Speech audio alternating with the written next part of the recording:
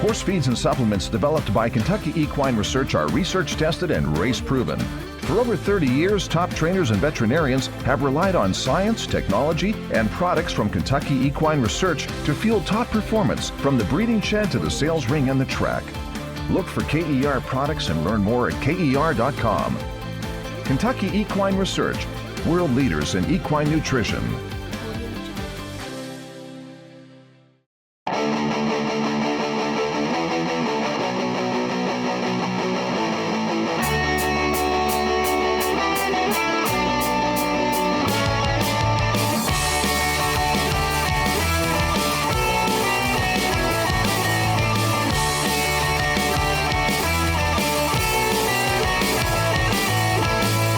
Hi, everybody, and welcome to Out of the Gate, Daily Racing Form's weekend handicapping preview program. I'm your host, Stan Ullman. Thanks so much for watching. This week's edition of Out of the Gate features 3 expanded stakes previews that you'll find on DRF.com. Mike Beer and I take a peek at some races at Kentucky Downs, a couple of $1 million races. One of them, the Calumet Turf Cup, featuring some nice turf horses like Arklow, Zulu Alpha, and lots more. You'll also see the Pedigree pick segment from Nicole Russo, presented by Kentucky Equine Research. We're all in line. Let's break Out of the Gate. Dan Ullman, Mike Beer, taking a peek at race number 8 at Kentucky Downs on Saturday. Here's the field for the turf sprint. $1 million purse, 6 furlongs, and it kicks off a 50-cent pick 4 with a 14% takeout wager. You've got some of the better turf sprinters in the country in this race. We got to start things off, Mike, with the number 9, Got Stormy, the extremely popular mare. She's a 12-time winner. She's banked over $2 million in her career. She beat the boys last time out in the 4-star, Dave. Just when you think that Got Stormy, maybe Father Time's starting to take its toll, she comes back with a huge effort. Yeah, she ran really well last time. She got a great trip in the 4-star Dave, but she still really ran. It was another fast race. She beat a good field. I don't know, Dan. Personally, it's almost impossible for me to get a handle on her when she's going to run a good one and when she's not. But when she does, she's clearly very good. Let's throw up the Timeform US pace projector. She's very, very versatile from that standpoint. Timeform US has her in it. Heck, I could see her in exactly that spot. I do think, however, Mike, that the 3 Bombard is a very dangerous pace play in here. Gate to wire last time out in the grade 3 Daytona, going this distance at Santa Anita. First time blinkers for Richard Mandela. There's a chance this horse shakes loose in here. Yeah, I think they're going to go. That's for sure. They certainly went last time in the Daytona, and it's not like he walked on the lead in there, Danny. He ran a really nice race to win. Diamond Oops, the number 1's a real underrated horse. For a horse that's won $1 million, that's a graded stakes winner on turf, it's a multiple graded stakes winner on dirt. Now, layoffs occasionally take its toll on this horse. We haven't seen him in about 2.5 months. He was upset last time at Gulfstream on the dirt, but the race where he won the turf sprint at Churchill Downs last summer, that was a really striking rally. He got a great trip and ride from Florent Geroux. He did. He got a great trip and ride, and it all worked out for him to get through on the inside. But as you've already mentioned, he still ran a really good race and beat a good field that day. It is in some ways all about trip for him. You know, I feel like you could be a little maybe disappointed in his recent form. We'll see if he shows up and runs his good race here, because I feel like if he runs his good race, he's a big player at a big price. I was real disappointed with Fast Boat's effort 2-back in the Jaipur. There was pace for him. He just didn't fire. He came back with a much better performance in the grade 3 Troy. Let's watch that race right now. He beat 4 of these rivals. Tyler Gaffalione is going to get him to the outside right now. And just watch the kick. Fast Boat really flies on home to win. 104 buyer speed figure. It's the second triple-digit buyer in his career. You give him pace, he's going to roll, and he's got to win over this surface. Yeah, true. I mean, he runs well in here, as does the horse that's getting up into third right now, the 6th Gear Jockey, who was way out of it and also finished very well in that race. He's another horse, Dan, a little bit like we just talked about with Got Stormy. I don't know when this horse is going to run his good race. His good race is very good. I'm with you. His Jaipur, I thought, was terrible. A race where he got a big pace in front of him and really didn't do anything. There were several races over the winter at Fairgrounds where I thought the same thing. He's in a good spot. I didn't see excuses for him. He just didn't run his good race. He runs his good race. He's very tough in here. I would need a price, Dan, because he's not the kind of horse I can trust. Here's the potential pace setter in from Southern California, the 3 Bombard, wiring them in the Grade 3 Daytona last time out. First time blinkers. Let's watch Bombard on the lead, sprint on home, 97 Beyer speed figure. He's a stakes winner going a mile, multiple stakes winner sprinting. He's just a solid horse. Now, he's had his share of physical problems. There have been several long layoffs, but it looks like Mandela's got him right. He runs well fresh, and he could be tough to catch. Yeah, he could. I liked this performance because he was just sort of pushed along on the lead the entire way. And I like the way they just kept finding through the stretch to hold on in there. And it's also worth pointing out, Dan, he ran really well in this race last year over softer ground. I mean, they just got to him at the end. And it was a career best Beyer performance for Bombard at Kentucky Downs. He likes it here. Gear Jockey, you saw getting up for third in the Troy last time out behind Fast Boat. Rusty Arnold knows how to train a turf sprinter, and Gear Jockey has very quietly amassed a nice record. 10 out of 14 on the board, but I think he's starting to round into his best form. I think he's reaching peak maturity. I do too. I think they just sort of found his whole card as a turf sprinter. I think this is what he probably wanted to do all along. He's not going to get any extra credit, Dan, for winning at Saratoga over Shecky Shabazz, but he won that race very easily, and I thought he ran deceptively well last time. Born Great might need to run a little bit faster than the race will show you right now. That was the preview at Ellis Park, going 5.5. Like how he won it, though. Is in behind horses with 1/8 of a mile to run, gets to the outside in the clear. Once he sees that clear sailing, once he changes leads, he is on his way. I just didn't love the field he beat in this race, but he's another horse. He can stay closer if the pace is slower. This was a really good performance. I mean, a really strong finish from him, but he also had a great setup in there. That was a pretty fast pace. The closers, you could see there, came and ran 1-2. They were both way out of it. They came flying by the leaders in the stretch. We'll see if he gets a similar kind of trip in this race.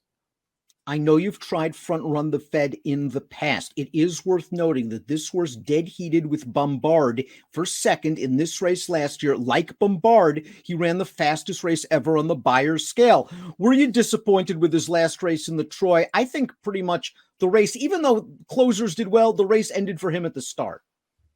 Yeah, we'll see. He didn't run a great race. I didn't think he ran terribly either. He just didn't run a great race in there. He just sort of did the best that he could. I do think he's the kind of horse at a price you could try to get in there if you trust that this trainer is going to keep him in the form that he was in for Chad Brown. And I suppose that could be some kind of a question, especially based on his Troy last time. But listen, he's got races that make him plenty good enough to beat this field. And again, in this race last year, he ran great. Personally, he dead heated for second there. Personally, I think he ran the best race that day. Although Casa Creed was a multiple graded stakes winner going longer as a 3-year-old, he kind of found a string of races where he'd find one or two better, or maybe didn't live up to his potential. And Bill Mott, the great Hall of Famer, decided to try something a little different, 3-back. He turned him back in distance, and all of a sudden he found he might have had a nice late running one-turn horse, winning the elusive quality. Pace meltdown, but an exciting turn of foot in the Jaipur. And then last time out, good effort, went third to Got Stormy in the 4-star. Dave Got Stormy just got the jump on him. Yeah, ran pretty well. Always on the outside in that last race, too. Never got to save any ground. Stayed on all through the stretch. I thought he ran well in the 4-star, Dave. And as you say, his prior 2 starts sprinting, they were good, man. I mean, I personally wasn't necessarily a believer after the elusive quality because he just got such a good trip in that race and just got up. He was good in the Jaipur. Sam Reap, 3rd star off of a very, very long layoff. They've kept him shorter in his 2 starts this year. He's run well both times. Did not break very well last time out at Ellis Park. This is a horse that has the ability to show speed if necessary. He could be getting back into his form, and he's run well over this track. He's going to be a big price. He has to improve off his 2 starts this year, but he might. Yeah, I agree with that. I mean, for a horse who's going to be a big price who has back races that could give him a real chance in here, I wouldn't, dismiss this horse too lightly. Again, he's out of that same race as Born Great. It was a big closer's race. They both sat it out. They both rallied to run 1-2 in there, but this horse ran okay. Here's the wonderful Got Stormy, winning the 4-star day for the second time. She beat the boys in this grade 1 at the Spa, and she got a great ride from Tyler. Just was able to save ground in the second flight, get to the outside, and she really fires on home. 104 Beyer speed figure for Got Stormy, who showed that she could handle this course when she won the ladies sprint last year in very, very easy fashion. Yeah, she's just a really good horse. I mean, that was a really nice performance. Yeah, she got a great trip in there, but it's a fast race, and she won very easily over some really nice horses. She's just really good. And you know that she can sprint as well. Her running style just seems like it always has her in the right kind of spot. I don't know, Dan. I'm not going to dismiss her chances. I'm not going to sit here and say that I'm going to bet her in this race, but I'm not going to be surprised when she wins. Casa Creed's stablemate, the 10 Chewing Gum, didn't run very well in the Troy last time. I think 5.5 sharp for this horse. I like him a lot, going 6.5, 7. That being said, his big race recently came in the Jaipur, where he took complete advantage of that fast pace and got up for second behind Casa Creed. Yeah, I agree. I mean, I know that you could say the same thing about Casa Creed, that he rallied into a fast pace and got a grade 1 win. I didn't look at it that way. I thought Casa Creed actually ran really well that day and was a fairly dominant winner. And I thought this horse just sucked up and got second without doing any real running. Maybe you're right, though. Maybe a little bit more distance is better for him. I just wonder if he's good enough to beat a field like this. It's a shame that the 11 Stubbins, his career has been interrupted by layoff after layoff, because there was a time in 2019 where I thought he had tremendous potential. He won the Woodford that year in very impressive fashion at Keeneland, last on the rail, turning for home in a 5.5 furlong race, bowled his way out to split horses and came with a strong kick. And then in the Breeders' Cup Turf Sprint, this horse was in behind horses in the lane and finally sliced through and was flying at the end. The layoffs, have they taken their toll? Yeah, maybe they have. But you're right. He was good sort of at the end of that year. He even came back off the layoff last year in the Daytona and got really unlucky getting shut off in the stretch. I don't know, Dan. I probably should have gone back to. I've spent a lot of time betting this horse over his last few starts, and have nothing to really show for it. But I still think he's running okay races. I didn't love his Jaipur last time, but that was off the layoff. So maybe I was being a little too hard on him. I think he's a player in here at a price. Johnny Unleashed entered also eligible, so Imprimis the 12 last, but certainly not least in the main body of this race. He is the defending champion. Now, he was fourth to Fast Boat last time out. He was beaten 2 back in the Shakertown race, where he broke through the gate before the start, then ran really well against Bound for Nowhere. He's just a rock-solid horse. I really don't have much knocks against him. What did you think of his race in the Troy, where he finished behind a couple of these? Could you argue, he was kind of close to that fast pace? You could, if you were looking to make excuses for him. I personally didn't think he had an excuse. I thought he got a good trip. Had first run on the 1-2 finishers in there, or the 1-3 finishers rather, who came from behind him. He was no match for them, and he never even got to Karatari. That's the horse who was whacking out the pace. He finished second. This horse sat up close and couldn't even make a race of it with that horse. So to me, he just didn't run close to his best race last time. Maybe he'll do it in here. It's funny because you can go so many different ways in this year's edition of the Grade 3 Turf Sprint. And as we take a look at our top pick, singular, we both go with Casa Creed and the Great Bill Mott, hoping for some pace. I just think this distance is going to work for him. I do too. I like him as a sprinter. I like him cutting back. I think this is probably what he really wants to do. So I'm going to stick with him and see. I just sort of felt like this was the kind of race, Dan, where they would bet Got Stormy and maybe bet some other horses in this race, and maybe Casa Creed would actually be a fair price. We both go with the 7 in the Turf Sprint. Mike goes 7-4-1-2. I go 7-9-2-4. Good luck. Hey everyone, Nicole Russo coming to you for some pedigree analysis presented by our friends at Kentucky Equine Research.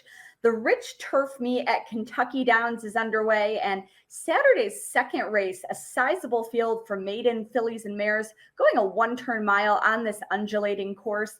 I found a couple of selections in here who maybe value plays and definitely have pedigrees to back them up, both from a distance and a turf standpoint. Breaker of Change making her first start in the U.S. She's run twice in Ireland, finished third and then second. She's actually cutting back in distance after going 1.1 miles last time. I think she'll be getting firmer turf, can get a covered up trip from post 2, and the quirks of this course won't phase her under Tyler Gaffalione. She's 10-1 on the morning line. She's by Bernardini, who we don't really think of as a turf sire.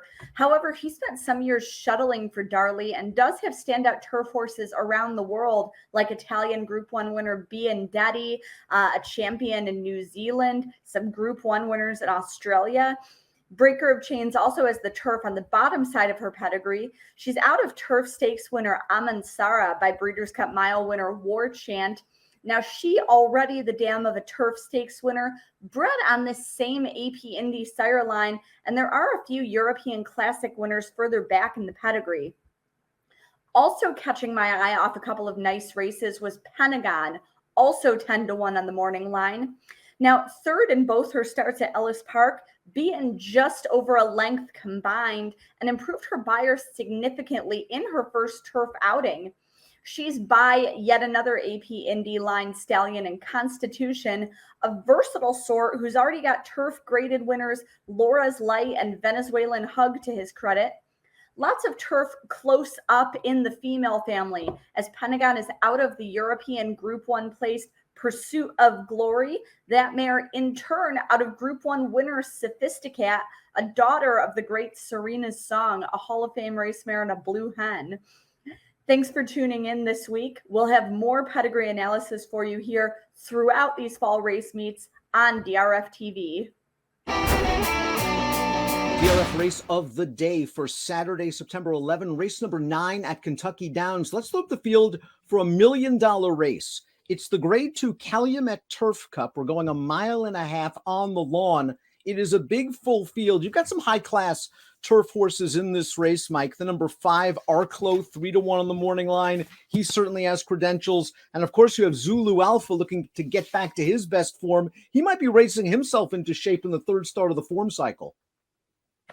Maybe. You would hope so. If you like Zulu Alpha in here, you'd hope that he's racing himself into shape because his first 2 starts so far from the long layoff haven't been good.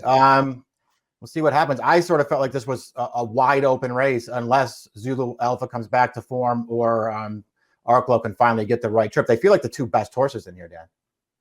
Friends, download the free Formulator Past performances for the Calumet Turf Cup on the Race of the Day event page at drf.com. You can access them and handicap along with us. I think this pace is going to be really intriguing. Let's throw up the Timeform US Pace Projector. Channel Cat, the 3, went very fast in the early stages of the Bowling Green over a wet turf course last time out at Saratoga. He ran pretty well. He is another horse that easily could win this race. Almost $1.5 million in earnings. But the 4 Tide of the Sea is no slouch from a pace standpoint. And I think he's going to be on ascend as well. Yeah, I think he's probably going. It feels like that's his best running style. It's also Channel Cat's best running style. I mean, they both feel like they're at their very best when they can get to the front and control the action. So something almost has to give here. We'll see how they decide to play it. We see the number 1 Imperador sitting in a tactical position in the second flight on your pace projector. This is a horse that was a Group 1 winner in Argentina, yet to win in North America for Paulo Lobo. But let's watch his most recent race. It was the Grade 1 United Nations at Monmouth. And this was a race where Tribhuvan just stole it on the front end. And Imperador tried to rally into these slow fractions. He's going to get up to second. Epic Bromance, who's also in the Calumet Turf Cup, he's in the red cap. He'll run third. Imperador ran on pretty well considering he was really up against it from a pace standpoint. Yeah, I agree. Thought he ran well in this race. Clearly second best at the end. In a race where, as you pointed out, he didn't really have much of a chance. Somehow Tribhuvan got loose on a relatively modest pace, and I didn't even go fast. And nobody went with them. And he managed to hold on. This horse ran well last time, and it showed that maybe he's just at his best over longer distances. I like a horse at a price to consider is the 2, Crossfire Hurricane. This horse goes after Michael McCarthy, Flavian Pratt. And he's a typical European horse on the gate. He doesn't break very well. But I thought his last race, the Delmar Handicap, might be a little bit better than it looked. He was kind of buried inside, in between horses turning for home. And he got into the stretch and he ran on a little bit, only beaten 2 lengths. If this pace is fast over a European configuration turf course that he might appreciate, maybe at a price he can get a piece. Yeah, he's going to be a good price in here. And he did improve last time, obviously. I don't know how I feel about his race last time, Dan. It was going to be hard for him to win, I suppose. But I just felt like his trip overall, maybe it wasn't perfect. I didn't think it was terrible. And I just feel like he just got beat by some better horses. Channel Cat has winning experience at Kentucky Downs. I think that's a huge handicapping angle for this course. He won the Dueling Grounds Derby here as a 3-year-old. And again, he worked real hard in the early stages of the Bowling Green. He was run down by Cross Border, a rock-solid horse that would come back to run third in the Sword Dancer with a 99 Beyer. There's a lot to like about this horse. Yeah, there is, especially if he can get the right trip in here, because, again, it does sort of feel like they found out that he's at his absolute best when you use his speed and get him involved early. We'll see how fast he's forced to go in this race. Either way, Dan, he's just a really dangerous horse in here. I like Tide of the Sea stretching back out to 1.5 miles. I think when he uses his speed at this longer distances, he's very, very comfortable. We saw that earlier this year when he wired them in the McKnight. 2 starts back, he made Gufo, the Sword Dancer winner, work a little bit when able to control the pace in the Grand Couturier. And they cut him back to 1.25 miles last time out at Ellis Park in the local prep for this race, and he ran pretty well. That was a solid pace. He was run down in the stretch. Yeah, that pace was solid. I don't necessarily love the horse that won that race, but this horse did a lot of work up there on the front end, and it probably cost him later. Thought he ran pretty well too back then. Again, he has to deal with Channel Cat right to his inside early in here, so we'll just see how they decide to play it. I think this horse needs to be on the lead to be at his best. Arklow won this race in 2018. The number 5 is your morning line favorite. He benefits if the pace is fast. He looked really good winning the Louisville. 3 starts back at Churchill Downs. A lot of trouble in the UN2 back. He clipped heels when it looked like he was starting his run on the 3rd turn. What happened last time in the Del Mar Handicap? He was outrun early, tried to come with his late kick, and he just didn't muster up much of a response. Yeah, I wouldn't even say he was outrunning that race. For whatever reason, they took him back right from the start of that race. Ferrangerou took him, dragged him to the back of the field, and they just sort of let him sit back there for at least a mile before they took him around wide around the 2nd turn and tried to make a run. I'm not saying that he ran great in there. I personally feel like he had absolutely no chance to win that race the way that they rode him. He had a terrible trip 2 starts back when he got into traffic on the backstretch and had to check out of there. So we'll see. I liked his seasonal debut back in May. I thought he ran really well winning that race at Churchill Downs. I don't know why, Dan, they've decided this year as a 7-year-old that they just have to take him back to last every week, because that's not how they were riding him last year when he was really good. Bluegrass Parkway scored in the Kentucky Downs Turf Cup preview at Ellis Park. Let's watch that race on August the 8th. As we mentioned, there was a good pace going on in here. Tide of the Sea had the lead. He's going to get inhaled here, and you're going to see Bluegrass Parkway, widest and fastest, getting up to win for Michael Maker. It just looks like this horse is getting better and better with each and every start. Yeah, I don't disagree with that. This is a horse who I was a little bit of a fan of for his prior trainer, and thought that maybe he was better than he looked, even though he just could not win a race. So I don't really want to knock him, Dan. He's 2 for 4 for Maker. It feels like he is getting better. He certainly took advantage last time, but it was another step in the right direction. A horse that loves distance is the 7 Fantasioso. He's actually turning back after a good effort in the John's Call, a restricted race, going 13 furlongs at Saratoga. Let's watch Fantasioso's effort in here. There was not a lot of paces to be expected in a 1 5/8 race. Fantasioso doesn't have a lot of early speed. He's a grinder. He's a stayer. He gets up for 3rd. He's run some solid races, Mike. I think maybe this course configuration is going to work for him. He's going to have a lot of room to maneuver in the stretch. Yeah, I think that's probably true. And I think you and I both sort of feel the same way about him, even though he wasn't winning some of those graded stakes early on when he first got over here. You know, maybe those trips just weren't quite perfect for him, and he ran a little bit better than it looked. Maybe that was the case last time, too. I mean, there was some pace in there. It did sort of look like Castellano wanted to come through on the inside in the stretch, and maybe just couldn't quite get there. Maker also has the 8, A Journey to Freedom. Went there in really well 2 starts back for a 2 other than at Saratoga. Tried to go up the rail turning into the stretch, checked, had to alter course sharply to the outside, regathered himself, still had momentum, was able to get up. I was expecting better things from the race we just saw, the John's Call, and it just wasn't there that day for him.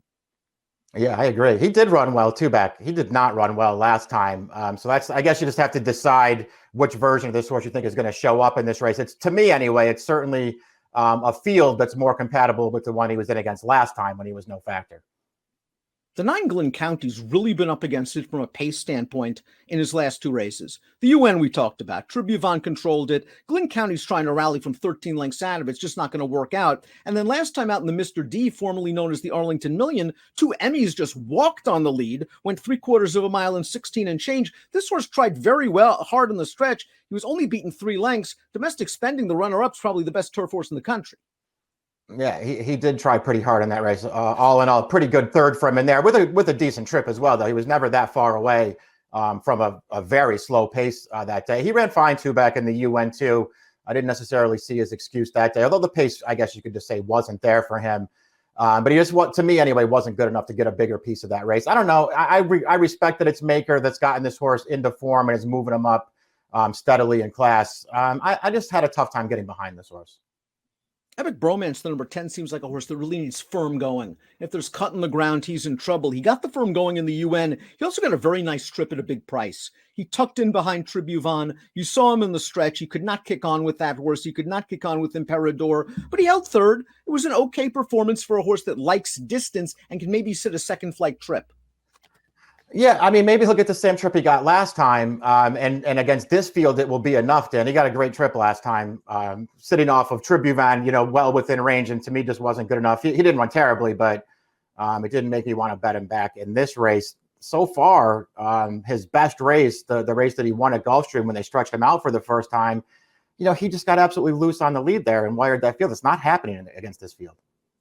The venerable Zulu Alpha, $2.2 million in earnings, won this race in 2019, one of the better turf horses in 2019, one of the better turf horses in 2020. He's only raced twice this year. He had some problems. He needed a long layoff. He came back in the Arlington, a grade 3 race, and he got beat that day. And you can argue, well, okay, he didn't run very well. Maybe he needed it. And then the Mr. D, he just caught a race with no pace. So maybe he's dirtied up a little bit. If he goes off at 6-1, I think you have to respect him. I think that's true too. I ultimately, just going back and watching his last race, Dan, I get it. There was no pace in there. They sort of took him back and sort of settled right behind Domestic Spending in the early going and just tried to follow the big favorite to see what would happen. I'm fine with all that. I'm also fine that he didn't, really make an impact late, except for the fact that this horse came up completely empty in the stretch. He followed Domestic Spending for as long as he could, and he had absolutely nothing in the stretch. It makes me wonder if he can run it all anymore. The 13 through the 16 entered main track only, so we'll finish up with the 12 breakpoint to win his first 5 starts in his native Chile, including 3 Group 1 races, but he's 0 for 2 in North America, now with Steve Asmussen. I mean, it's hard to say that the trainer change is going to make a difference considering who he ran for in his first 2 starts over here. He didn't run well in his stateside debut, that allowance race. I know that he got wired by a big long shot in there, but he did no running, and he was terrible last time.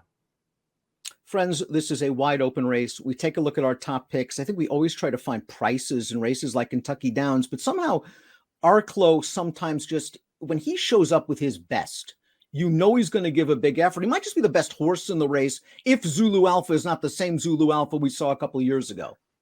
Yeah, that's probably true. I mean, listen, I really struggled with this race. I looked at it for a long time. I couldn't find the alternative. I'm not going to sit here and say that I love Arklow or that anybody should bet him as the favorite in this race. Again, I don't care for the way they've been riding him. I do think if he shows up and runs his best race, he's probably the best horse. And I couldn't find the alternative that I could talk myself into at a better price. Just a shot in the dark for me. The 10 Epic Bromance ran okay last time out with the good trip in the UN. He likes distance. He likes firm going. I'm a little interested in Glynn County. I think he's been compromised by pace in his last 2, and he might be in sneaky good form. They'll both be prices. 5-7, 111 for Mike, 10-9, 2-1 for me. It's the Grade 2 Calumet Turf Cup on a graded stakes-laden Saturday card at Kentucky Downs. Good luck.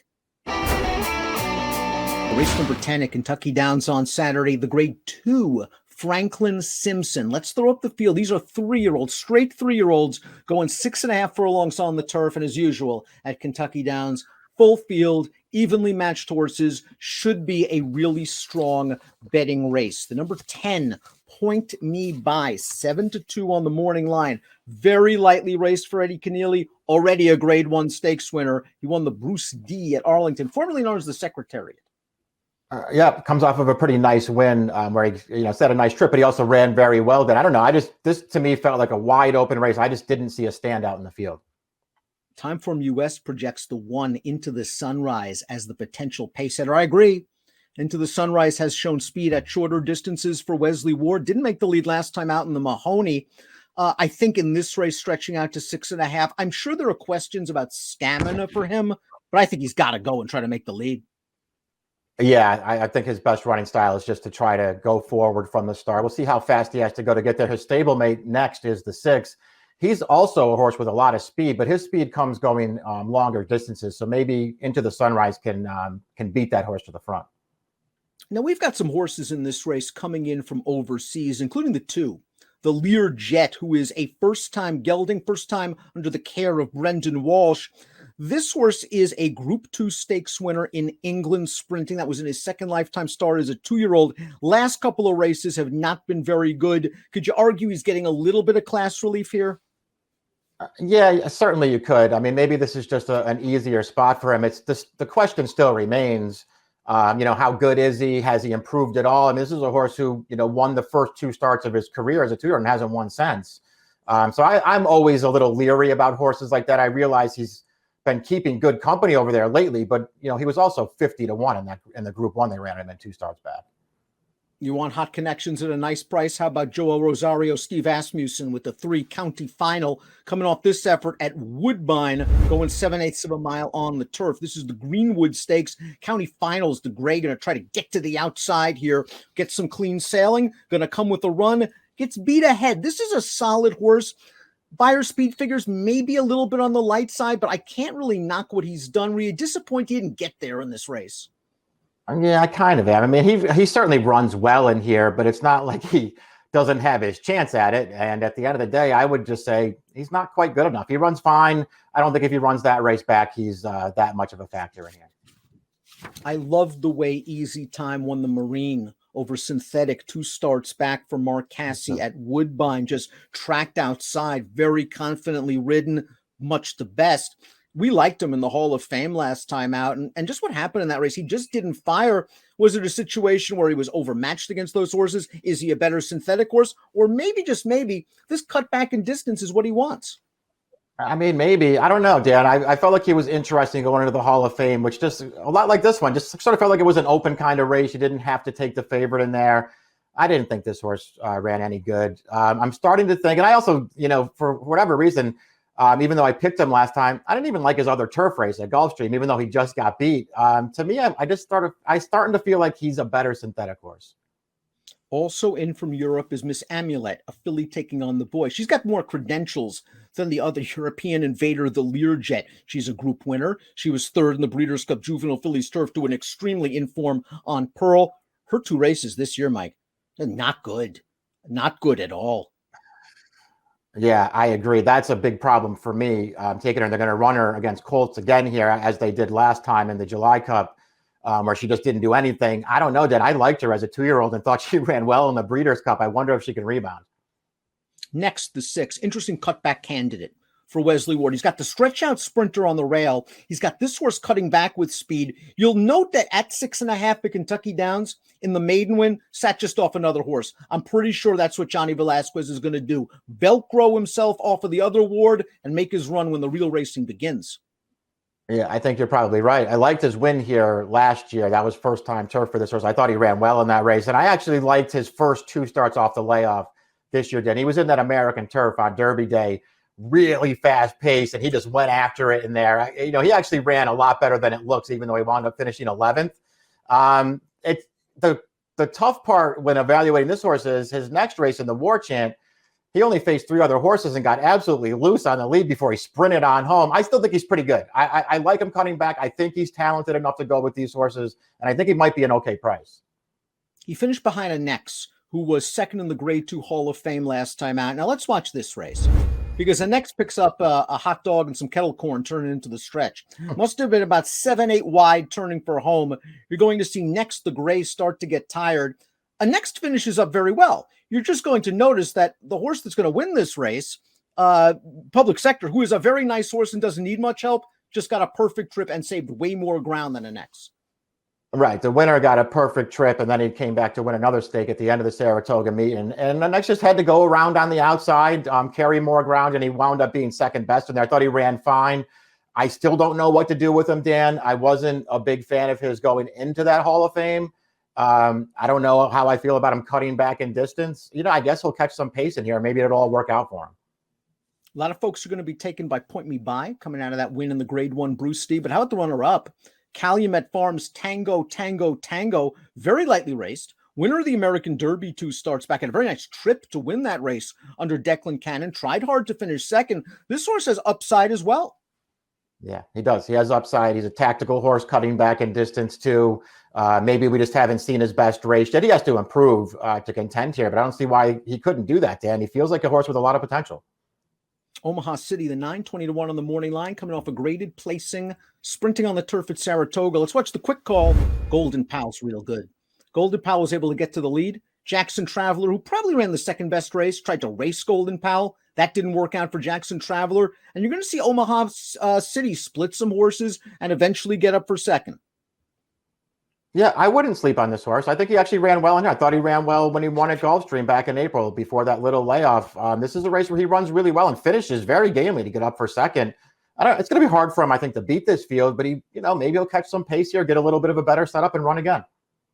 Strong win for Point Me By last time out in the Grade 1 Bruce D, earned an 89 Beyer speed figure. That figure puts him in very good stead.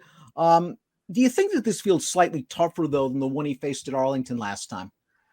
I mean, it probably is, but it may not be, that much tougher. We already talked about Tango and how, he could have some upside and improve again. Well, the same is true of this horse. He's only run 3 times. He's won 2 of them. He's already got a Grade 1.